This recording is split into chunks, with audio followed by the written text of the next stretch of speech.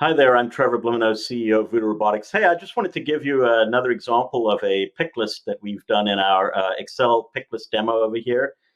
In this particular case, similar to the last, I'm going to scan, the pick list ID, which I've got as 55 here using my handy dandy scanner.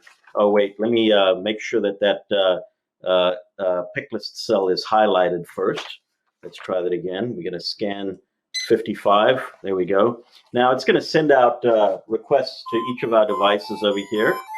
As you can see, sends out 4 requests for 4 lines in that particular pick list. And now the difference in this particular case is I'm going to use my handy dandy scanner to acknowledge these picks. And you'll actually see that we're actually sending back calls to the devices, acknowledging the picks, saying that they're complete.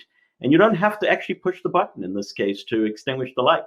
They all go out by themselves using just an extra API call. Again, we're using query string calls in this particular demo in Excel. We make the source code freely available to customers and prospective customers. There's also a REST API to interface with our devices. Super, super easy to get your operations up and running. Please look us up on the web, voodoorobotics.com, schedule a webinar, schedule a meeting with us, and we can address your specific needs. Take care.